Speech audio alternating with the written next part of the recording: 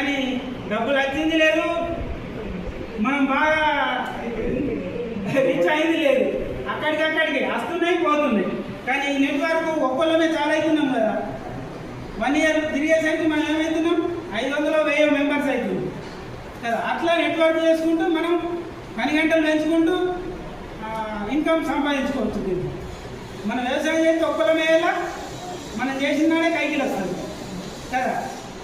ఇది దీనికి దానికి ఈ ప్యాసివ్ ఇన్కమ్, అది active income.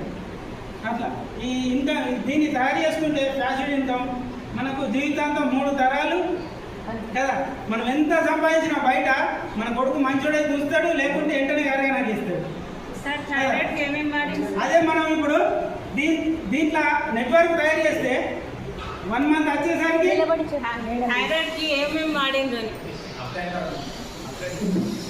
Amla, aloe vera, గార్డర్మ, flax oil, ఇలా ఇంకా 3-4 ఉంటాయి.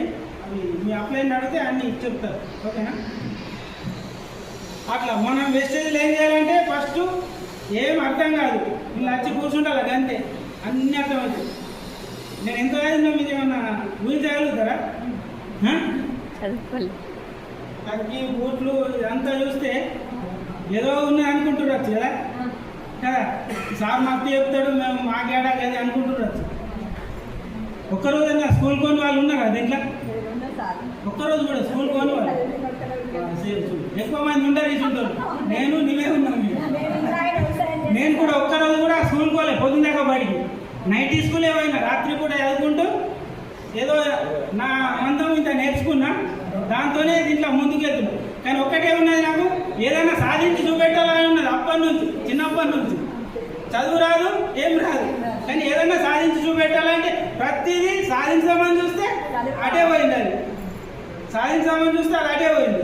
ఇక అంత అయిపోయింది, నా జీవితం ఇంత 50 దాటింది, ఇంతకే ఏం లేదని అన్నీ మూసుకొని కూర్చుందాం అనుకున్నా. అప్పుడు ఇది ఒక వరంలాగా నా ఇంటికి వచ్చేసింది.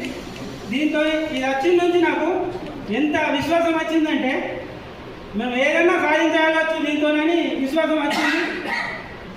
దాన్ని పట్టుకొని చేస్తే అలా జరుగుతుంది.